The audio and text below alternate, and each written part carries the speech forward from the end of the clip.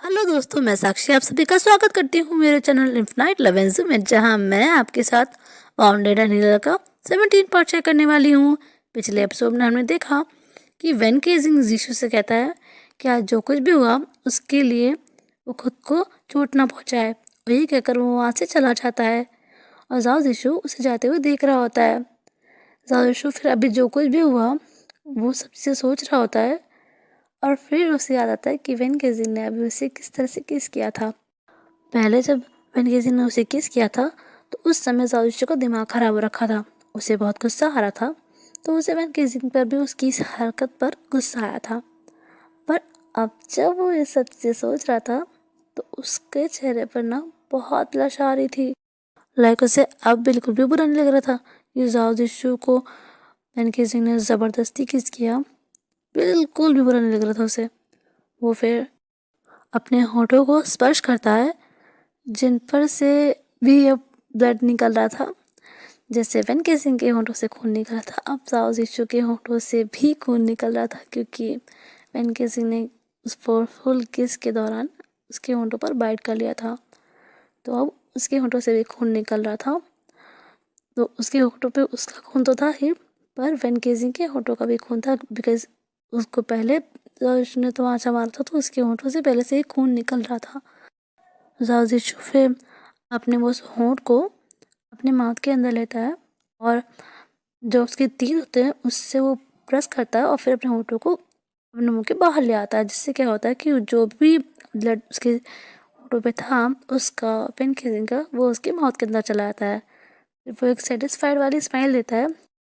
उसके बाद वो बेड पर लेट जाता है, आंखें बंद करता है और सोने की कोशिश कर रहा होता है, पर अब नींद कहाँ आने वाली थी। अब तो नींद जाओ की आंखों से कोसों दूर थी। उसे बार बार वही चीज़ याद आ रही थी। फिर वो अपने आप से कहता है, स्टॉप इट जाओ इशू, स्टॉप इट, क्या कर रहे हो तुम, फॉरगेट इट, ओके, सो जाओ। पर उसे नींद आ ही नहीं रही थी। पर फाइनली काफ़ी देर की मशक्क़त के बाद जाओ इशू को नींद आ जाती है। अब हमें नेक्स्ट मॉर्निंग का सीन दिखा जाता है। फाइना वो जो जहाँ पे रहीम चाचा कैद थे वहाँ के जेलर से बात कर रहा होता है। वो कहता है, सर प्लीज़ मेरी बात समझने की कोशिश कीजिए, मेरा रहीम खान से मिलना बहुत ज़रूरी है, प्लीज़। वो जेलर कहते हैं, देखिए पिछली बार मैंने आपको परमिशन दे दी थी क्योंकि जुन सर की मैं बहुत रिस्पेक्ट करता हूँ, आपकी भी बहुत रिस्पेक्ट करता हूँ मैं, लेकिन बार बार तो मैं ये सब नहीं कर सकता ना। हम लोग तो उन लोग के रिलेटिव्स को भी परमिशन नहीं देते मिलने की। उन कैदियों को अलाउड ही नहीं कि उनका कोई रिलेटिव उनसे आकर मिले, और फिर तो आप उनके रिलेटिव भी नहीं हैं, हम कैसे आपको बार बार परमिशन दे सकते हैं रहीम खान से मिलने की। भाई कहता है, मैं आपकी बात समझ रहा हूँ सर, पर आप मेरी प्रॉब्लम में तो समझिए, मेरा उससे मिलना बहुत ज़रूरी है, प्लीज़ सर। वो जरा कहता है, देखिए मैं आपसे आर्ग्यूमेंट नहीं करना चाहता, पर हमें भी ऊपर जवाब देना पड़ता है, हमें भी प्रोटोकॉल फॉलो करने पड़ते हैं, प्लीज़ भाई समझने की कोशिश कीजिए, ये नहीं हो सकता है, take care, have a good day. यही कहकर वो कॉल कट कर देते हैं।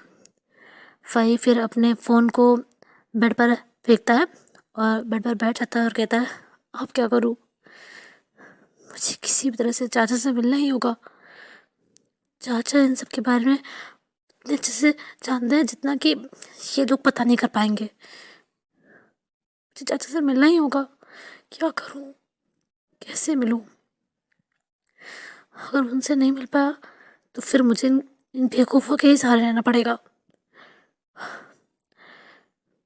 नहीं, मैं हार तो नहीं मान सकता, शिव भाई आज तक कभी नहीं आ रहा है, चाचा से तो मैं मिलकर रहूँगा, फिर चाहे जो हो। अब हमें जाओ मेंशन को दिखाया जाता है। यहाँ पर सुबह ब्रेकफास्ट का टाइम होता है। अब वेन केजिंग डाइनिंग टेबल के पास आ रहा होता है, तभी वो हानिंग से टकरा जाता है, जो कि कानों में हेडफोन लगाए हुए था और तेज़ वॉल्यूम में से सुनते सुनते डाइनिंग टेबल तक आ रहा होता है। फिर वेन केजिंग तो उसे देखता है और फिर साइड हट जाता है ताकि हानिंग को रास्ता मिल सके, और हानिंग जो था वो उसकी तरफ देख रहा होता है। और ये चीज़ वैन भी नोटिस करता है तो वो कहता है, क्या हुआ, आप मुझे ऐसे क्यों देख रहे हैं हानिंग? हानिंग कहता है, तुम्हारे गालों को और होंठों को क्या हुआ? एक्चुअली ना वैन के होंठों पर लगी चोट तो साफ साफ दिख ही रही थी, पर उसके गालों पर जाओशो के उंगलियों के निशान नहीं दिख रहे थे, बस स्वेलिंग थी। हानिंग कहता है, वो वो गिर गया था रात में सोते सोते ना, इसलिए। और फिर वो वहाँ से चला जाता है और डाइनिंग टेबल पे के पास आके बैठ जाता है, डाइनिंग टेबल पे जहाँ पर मिस्टर मिसेस आओ बैठे होते हैं। हानिंग एक शरारती स्माइल करता है और कहता है, बेड से गिर गया था। जब मैंने मेरे दोस्त की बहन को प्रपोज किया था तो मैं भी ऐसे ही बेड से गिरा था, बहुत बुरी तरह से। फिर वो स्माइल करते करते जा रहा होता है डाइनिंग टेबल की तरफ, तभी जीशु वहाँ पर आ रहा होता है और जीशु के होंठ पर भी वो कट दिखता है। वो फिर मन में सोचता है, नहीं नहीं नहीं नहीं नहीं नहीं, हानिंग ये कोई कोइंसिडेंस तो नहीं हो सकता। वैन के गालों पर स्वेलिंग, उसके होंठों पर चोट, भैया के होंठों पर चोट, और रात वैन और सैम के बारे में सुनकर भैया का गुस्सा होना, ये सब। एक मिनट, हे भगवान, कहीं ऐसा तो नहीं की प्रेम कहानी सैम और वैन की नहीं, भैया और वैन की है। वो ये सब सोच ही रहा होता है, तभी मिसेस हाउ उससे कहती हैं, हानिंग बेटा के सारा दिन वहीं खड़े रहोगे, यहाँ का नाश्ता नहीं करोगे? वो कहता है, ओ सॉरी मैम। फिर वो आकर वहाँ बैठ जाता है और अभी भी ये सब चीज़ें सोच रहा होता है। फिर उसे वो दिन याद आता है जब न्यू ईयर पार्टी थी और हानिंग अपने दोस्त को लेके आया होता है, तो वो देख रहा होता है कि वही वैन के पास बैठा और उसे बहुत बुरा लग रहा था।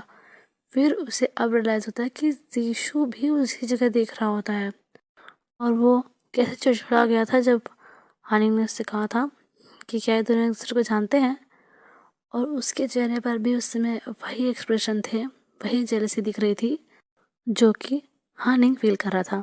पर उस समय वो इतना परेशान था कि उसने ये चीज़ नोटिस नहीं की थी कि उसके भैया भी जेलस फील कर रहे हैं। अब वो वैन की तरफ देखता है और फिर शिशु की तरफ देखता है और फिर मन में कहता है, हानिंग यू फूल, तुम्हें कुछ पता आता रहता है कि क्या कर दिया तुमने? तभी भैया कल इतने गुस्से में थे। हानिंग तुम ना, मुझे तो मार पड़नी चाहिए। फिर वो जब अपने ख्याल से बाहर आता है तो वो देखता है कि सब लोग इतनी शांति से खाना खा रहे थे, कोई किसी से बात नहीं कर रहा था, इतना सन्नाटा हानिंग से ना बर्दाश्त ही नहीं हो रहा था। फिर वो ऋषि की तरफ देखता है और कहता है, भैया आपके होंठों पर क्या हुआ है? और ये चीज़ सुनते ही बहन को खांसी आने लगती है, जो कि खाना खा रहा होता है, खाना उसके गले में अटक गया था। हानिंग की बात सुनकर मिसेस जाओ भी शीशु की तरफ देखती हैं और मिस्टर जाओ भी। शीशु उन सभी को अपनी तरफ देखता हुआ नर्वस हो जाता है और कहता है, वो वो ना मैं बेड से गिर गया था तो इसी वजह से मुझे चोट लग गई। उसकी बात सुनकर वह तो अपना सर ही पीट लेता है मन में। वो फिर हानिंग की तरफ देखता है जो कि उसकी तरफ स्मिर कर रहा होता है। फिर वो जिशु की तरफ देखता है और कहता है, बेड से गिरने से होंठों पे चोट लगे भैया? जिशु कहता है, हाँ लग गई, तुम्हें गालों पे लगती है ना, मुझे होंठों पे लग गई, अब चुपचाप खाना खाओ। वही कहकर वो भी खाना खाने लग जाता है नर्वसनेस में ही। अब पता तो वहाँ सभी को था कि साव जिशु बिल्कुल सही झूठ बोल रहा है, इतना अच्छा झूठ जो बोला था उसने। खैर फिर सब लोग खाना खाने लग जाते हैं। मिस्टर जाओ उन दोनों को देखकर स्माइल कर रहे होते हैं। वैन और जाओ को देखकर मिसेस जाओ इस चीज़ पर कोई भी रिएक्ट नहीं कर रही होती है। वो अभी भी काफ़ी परेशान लग रही होती है, चुपचाप अपना खाना खा रही होती है। फिर दानिशु कहता है, मॉम डैड मुझे आप दोनों से कुछ ज़रूरी बात करनी है। फिर वो दोनों ही जिशु की तरफ देखते हैं। फिर मिस्टर जाओ कहते हैं, हाँ बोलो बेटा। वो कहता है, डैड वो मिस्टर देखुन और भाई मुझे और हानिंग को अपने साथ पिकनिक पे ले जाना चाहते हैं। मिस्टर जाओ देख रहा था उसे, फिर कहता है, सॉरी बेटा पर तुम पिकनिक पर नहीं जा सकते। उसकी बात सुनकर वैन जाओ, हानिंग और मिसेस जाओ तीनों ही शॉक जाते हैं। जीशु और हानि एक दूसरे का चेहरा देखते हैं। वैन मिसेस जाओ का चेहरा देखता है और मिसेस जाओ भी मिसेस जाओ को देखने लग जाती हैं। फिर हानिंग कहता है, पर क्यों डैड? मिस्टर जाओ कहते हैं, क्योंकि तुम्हारा भाई खुद को लेकर बहुत लापरवाह है, और वहाँ जाकर इसने कोई अपनी लापरवाही कर दी खुद के साथ, तो हम लोग क्या करेंगे? मिसेस जाओ अपने खाना जो होता है उसकी चम्मच जो होती है वो थाली में पटकती है और कहती है, वैन केसिंग जा रहा है ना उसके साथ? सब लोग शॉक्ड हो जाते हैं मिसेस जाओ का ऐसा लहजा देखकर मिस्टर जाओ की तरफ। वो सब लोग मिसेस जाओ को ही देखने लग जाते हैं। मिस्टर जाओ कहते हैं, वैन केसिंग तब भी था जब ये मॉल में गायब हो गया था। तो मिसेस जाओ कहती हैं, तो वापस भी तो वैन केसिंग ही लेकर आया था ना? वैन केसिंग जब तक दादूची के साथ है उससे कोई खतरा नहीं होगा। और भूलिए बात कि वहाँ पर हानिंग, ये भाई और देखुन भी जा रहे हैं। हानिंग, वैन और जाओ ये तीनों तो बस हैरानी से ये सब चीज़ें देखे ही जा रहे होते हैं।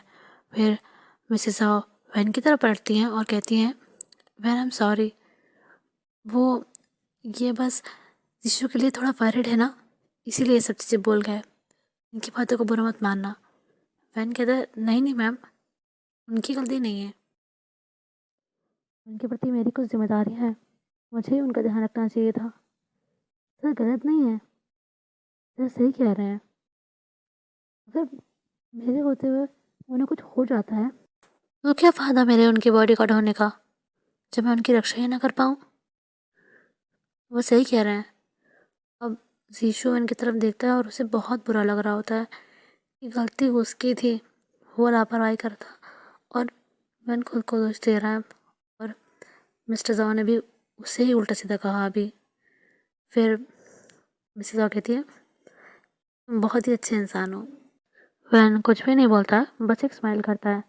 फिर मिसेस जाओ यीशु की तरफ बढ़ती है और कहती है, तुम जाओ बेटा, वहाँ खूब एंजॉय करना, और प्लीज़ प्लीज़ इस बार कोई लापरवाही मत करना, मैं तुम्हें अपने रिस्क पे भेज रही हूँ, ठीक है? वरना जैसे तुम्हारी हरकतें हैं ना, मुझे तो तुम्हें बांध के रखना चाहिए। और हाँ, डैड की बात का बुरा मत मानना, वो बस तुम्हें लेके वरिड है, इसीलिए इतना रोक टोक लगाते हैं तुम पर। तुम अपनी हरकतें सुधार लो, वो कुछ भी नहीं कहेंगे तुम्हें। मिस्टर ज़ा कहते हैं, अब जब हाई कोर्ट ने परमिशन दे ही दी है तो मैं कौन होता हूँ रोकने वाला? पर प्लीज़ दीशु बेटा, अपना ध्यान रखना, और इस बार तुमने कोई नाटक किया तो कसम से मैं तुम्हें कमरे में लॉक कर दूंगा। फिर वो वैन की तरफ देखते हैं और कहते हैं, बेटा वेरी सॉरी, वो बस मैं इसके लिए वरिड हो गया था ना, इसीलिए तुम्हें बोल दिया ऐसा कुछ, आई एम सॉरी। फिर वैन कहता है, नो सर, मैंने भी कहा आपकी गलती नहीं है, गलती मेरी है। फिर हानि कहता है, ओके ओके, बहुत हो गया, सॉरी सॉरी। सो ये तय है ना, मैं और भैया जा रहे हैं? फिर वो दोनों मिस्टर मिसेस कहते हैं, हाँ जा रहे हो, पर तुम इसका ख्याल रखना। वो दोनों साथ में ही बोल रहे थे एक चीज़। नानी कहता है, बिल्कुल रखूँगा, डोंट वरी। मिसेस कहती हैं, ओके, तब की तब देख लेना, अभी कुछ याद है कल क्या है? हानि कहता है, जी बिल्कुल याद है, कल होलिका दहन है। क्यों भाई? जीशु भी इसको देख के स्माइल करता है और कहता है, हाँ मामा, आपको हमेशा ही लगता है कि हम लोग भूल ही जाएंगे। तो मिसेस उन दोनों की तरफ देती है, कहती है, क्योंकि मुझे नहीं लगता कि तुम लोग इतना कोई पूजा पाठ में रुचि रखते हो। अच्छा चलो, इस बार की होली की तैयारी तुम चारों ही करना, तुम, जीशु, वैन और सैम, कर लोगे ना अकेले मेरी हेल्प के बिना? हानिंग और जीशु तो एक दूसरे की शक्ल देखते हैं। वैन तो कुछ समझ में नहीं आ रहा होता है। एक्चुअली उसने कभी होली ऐसे लाइव देखी नहीं होती ना, मूवीज़ में देखी होती है, तो उसे तो वैसे भी पता नहीं था कि क्या करना होता है। हानिंग कहता है, अब ऐसा भी मत कीजिए मॉम। वो कहती हैं, कुछ भी हो मॉम, आज तुम लोगों का चेहरा देखकर नहीं पिघलने वाली, अब तुम लोगों को इस अकेले करना होगा, ओके? मिस्टर साहब हानिंग को देखते हैं, फिर जीशु को देखते हैं और कहते हैं, इतना तो परमिशन तुम लोग डिज़र्व ही करते हो। फिर हानिंग और जीशु उनकी तरफ देखते हैं और कहते हैं डैड आप भी। तो वो कहते हैं मैं हमेशा नंदिनी जी की ही साइड रहता हूँ। ओके, फिलहाल वो मुझसे गुस्सा है पर फिर भी मैं हमेशा उनके ही साइड रहता हूँ। हानिंग कहता है क्या हुआ डैड, आपने हमको शॉपिंग नहीं कराई क्या? या मामा जी के घर में आपने खूब सारी दारू पी थी? जीशु और मिसेस आओ साथ में बोलते हैं हानिंग। हानिंग कहता है oh okay I am sorry dad. वो कहते हैं कोई बात नहीं बेटा, ऐसे ही कुछ समझ लो, तब से तुम्हारी माँ मुझसे गुस्सा है, पर मैं उन्हें मना लूँगा, डोंट वरी। फिर ऐसे उन लोगों की बात चल रही होती है। उसके बाद जीशु और वेन ऑफिस चले जाते हैं। आज उनको कैसे ना कैसे करके अपना काम ख़त्म करना था। इससे ज़्यादा कुछ बचा नहीं था, पर फिर भी आज के लिए काफ़ी ज़्यादा काम था, तो वो उन्हें आज ख़त्म करना था ताकि हॉलीडेज़ के लिए उनको टाइम मिल सके। अब हमें ऑफिस का सीन दिखाया जाता है।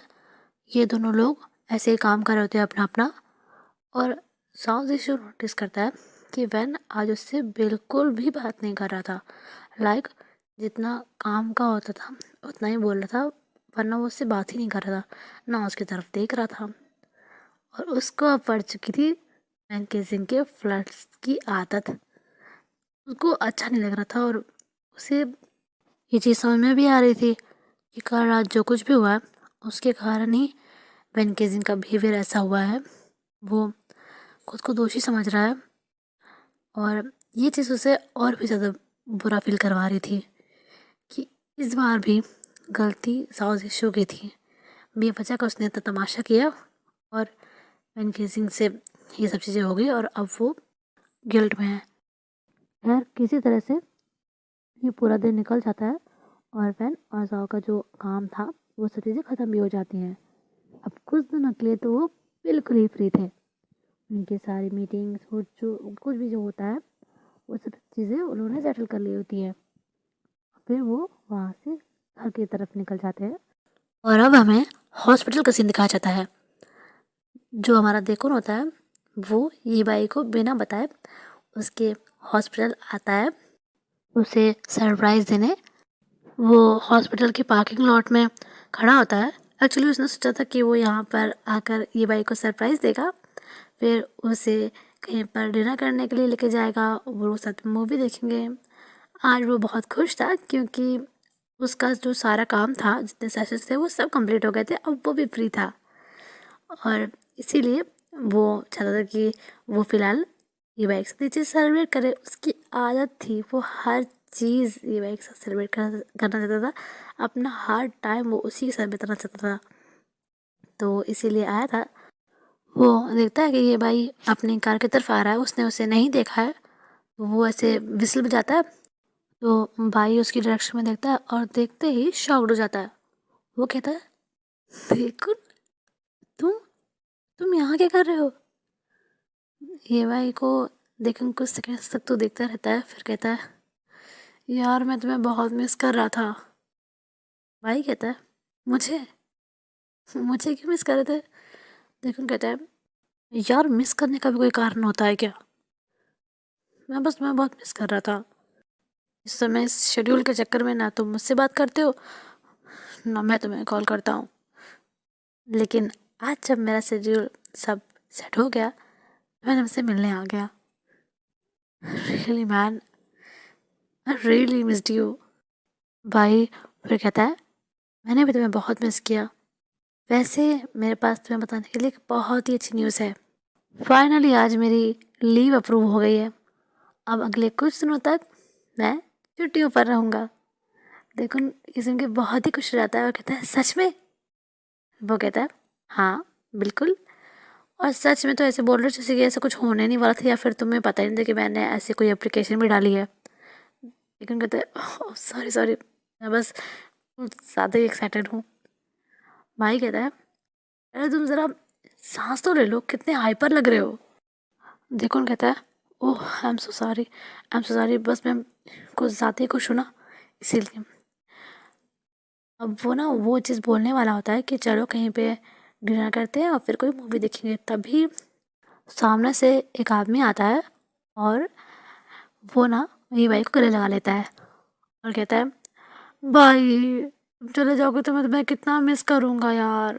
तुम्हारे बिना मेरा क्या ही होगा। देखो नहीं देखकर थोड़ा अजीब सा फील कर रहा होता है। वो उन दोनों को देख रहा होता है। भाई देखने की तरफ देखता है और कहता है सर, सर ज़रा छोड़िए मुझे। वो कहता है नहीं, मैं तुम्हें नहीं छोड़ूंगा। तुम मुझे ऐसे अकेला छोड़ के कैसे जा सकते हो? मैं तुम्हें कितना मिस करूंगा ना।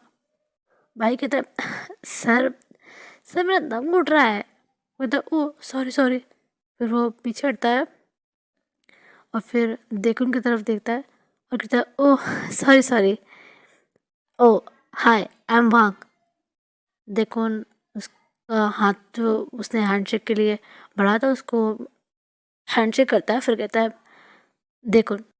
फिर वांग कहता है नाइस टू मीट यू देखून, मैं ये भाई का सीनियर हूँ यहाँ पर। देखून कहता है मैं दोस्त हूँ इसका। फिर वांग कहता है ओह फिर तो तुम मेरे भी दोस्त हुए। फिर देखून बस नोट करता है, कुछ नहीं बोलता। फिर वो ये भाई की तरफ देखता है और ये भाई कहता है सर हमें चलना चाहिए अभी। तो वांग कहता है तुम फिर जाने की बात कर रहे हो, पता नहीं तुम्हारे बगैर मैं क्या ही करूँगा। ठीक है जाओ अपना ख्याल रखना। और देखो मेरे भाई का ध्यान रखना। और ये बात उसने भाई के शोल्डर को दोनों हाथों से पकड़ के की थी। लाइक वो उसे ना साइड हग किए हुए होता है। भाई को ये चीज़ नॉर्मल लग रही होती है पर देखो उनको बड़ी अजीब लग रही होती है, क्योंकि भाई मांग के नेचर से परिचित था। वो ऐसा ही था, जब वो ऐसे दुखी होता था तो ऐसे टेंट्रम दिखाता था। वो इसी नेचर का था। पर देखो उनको ये सब अजीब लग रहा था। फिर देखो भाई को वहाँ की कैद से आज़ाद करता है, उसे अपनी तरफ करता है और कहता है जी मैं मेरे भाई का अच्छे से ख्याल रखूँगा, don't worry about it sir. फिर वहाँ कहता है बहुत अच्छी बात है। और वो देख उनके गालों को ऐसे पिंच करते ना, वो करता है और फिर कहता है ओके बाय। और ये कह के वहाँ से चला जाता है। देखुन कहता है बहुत क्लोज लगता है तुम्हारे।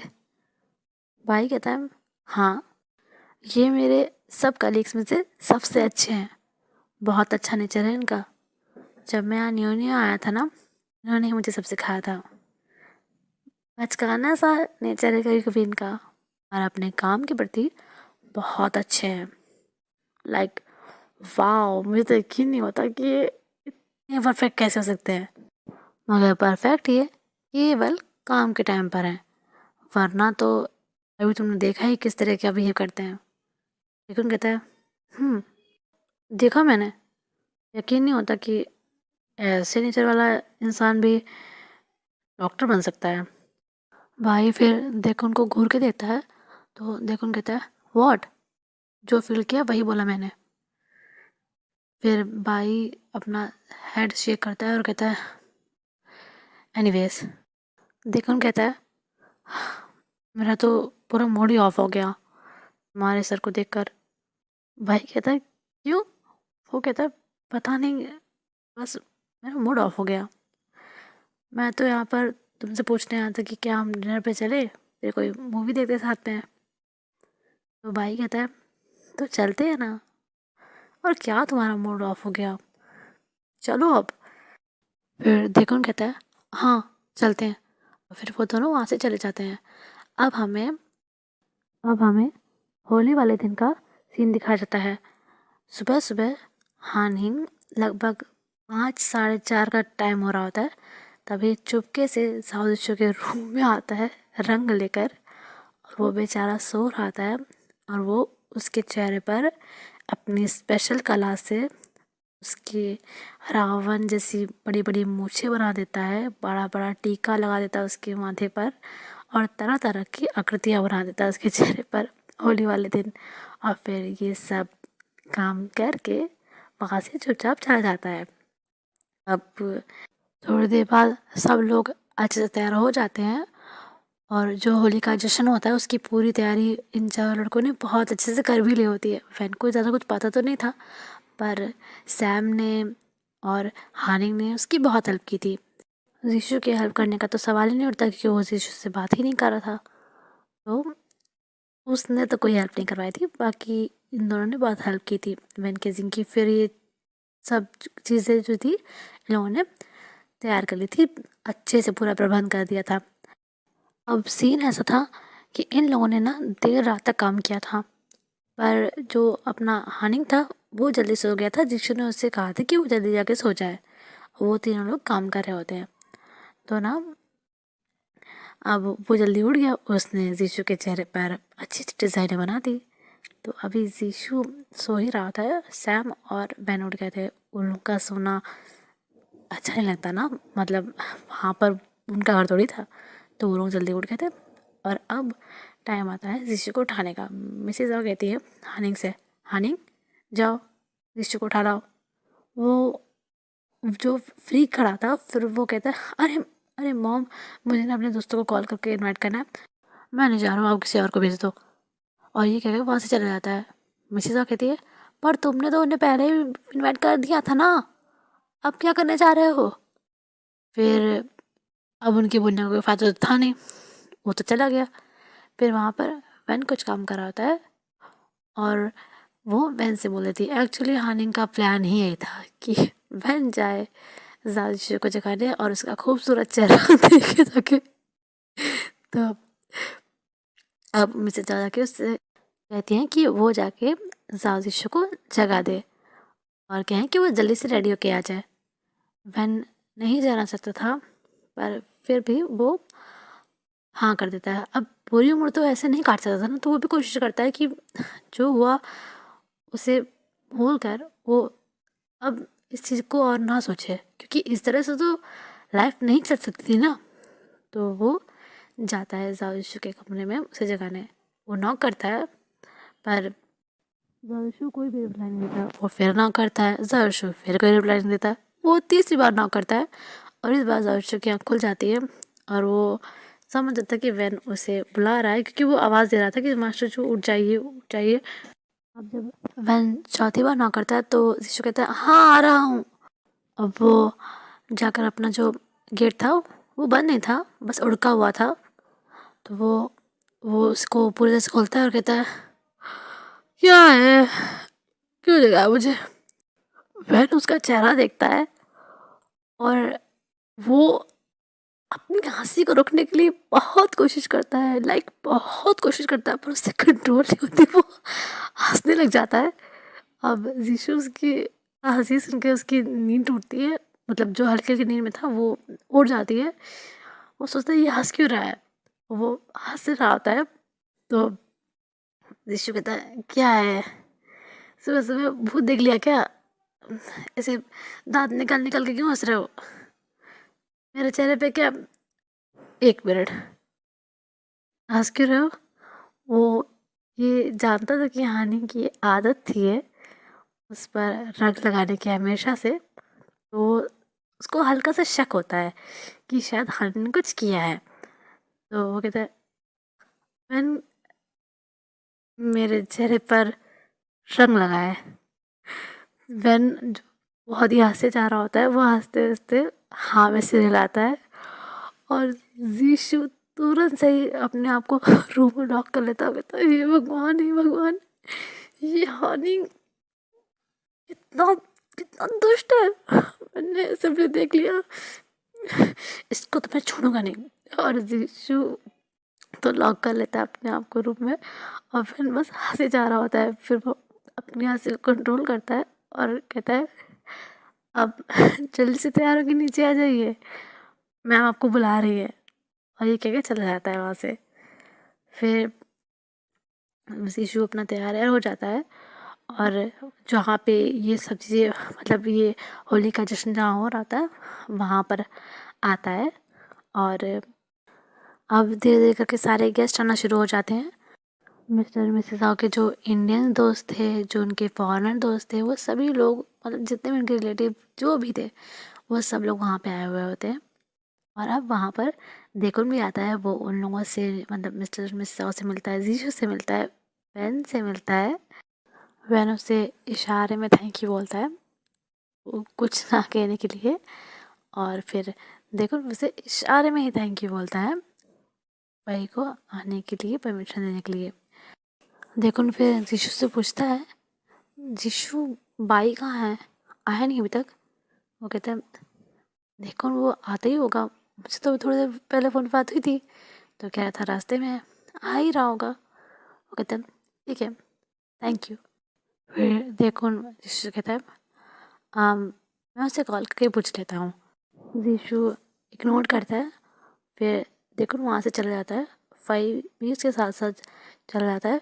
वो चाहता तो नहीं था उसके साथ जाना, क्योंकि उसे वन से बात करनी थी, पर वो अभी कुछ कर भी नहीं सकता था, वो उसके साथ ही चला जाता है। फिर वही फिर बिकुन से कहता है आप भाई भैया से बात कर लीजिए, मैं इधर उधर घूम लेता हूँ।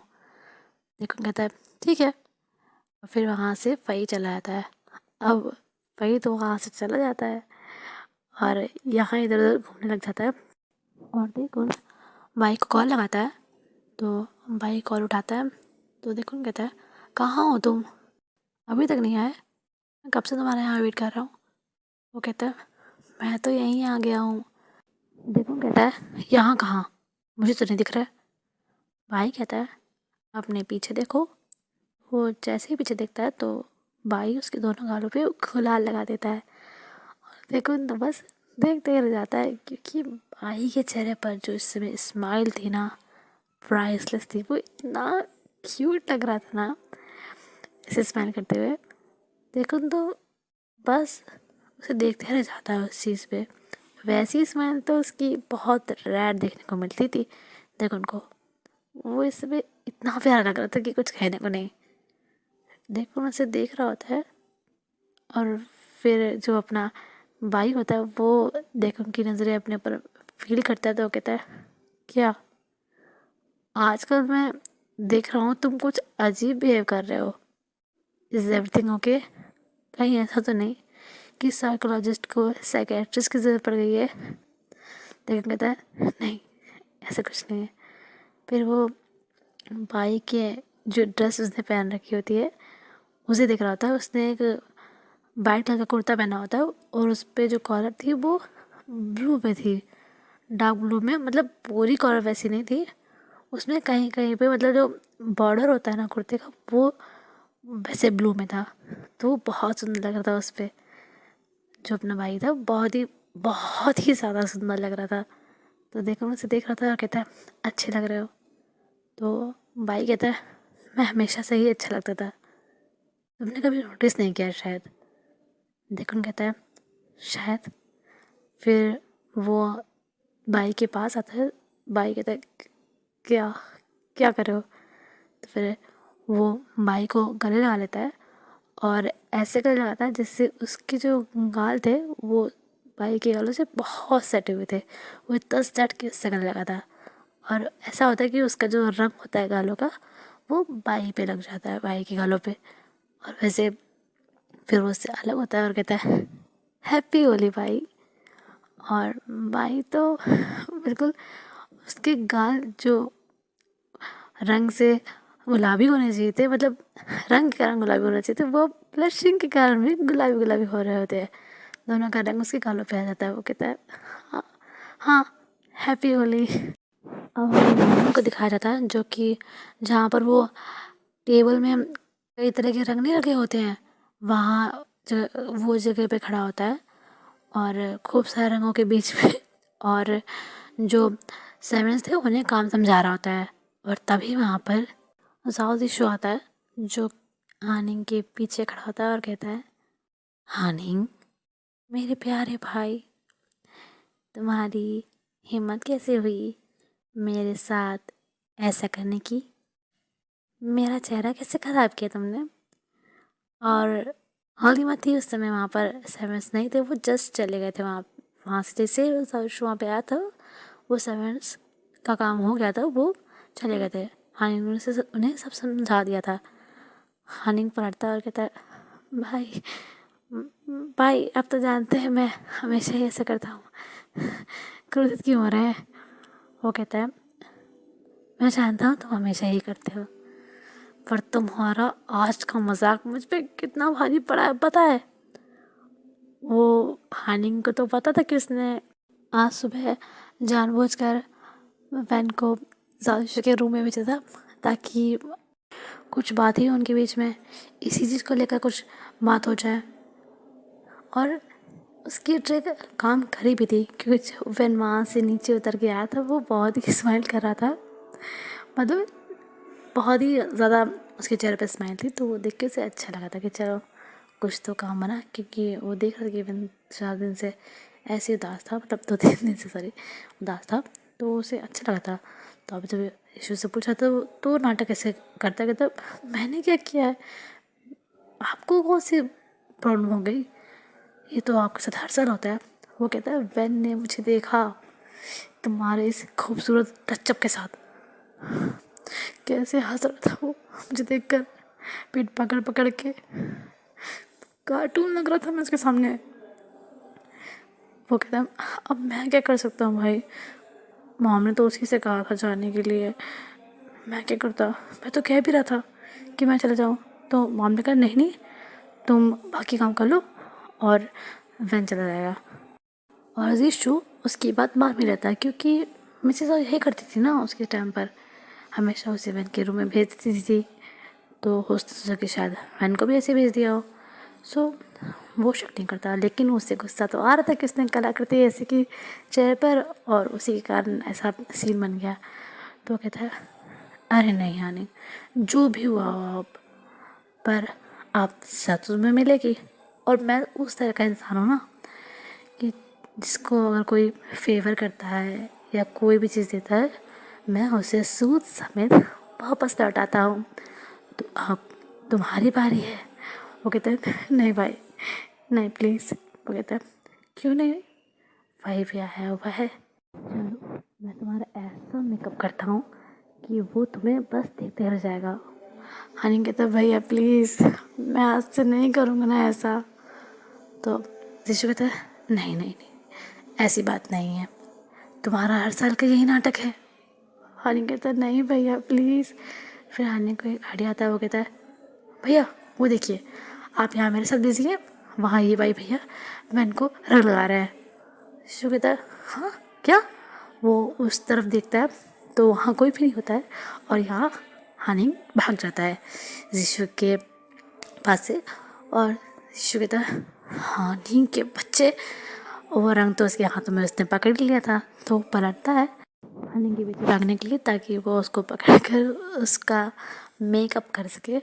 पर वो जैसे ही पलटता है तो वैन खड़ा होता है और उसके कुर्ते पे जैसा जो रंग पकड़े होता है वो सारा लग जाता है।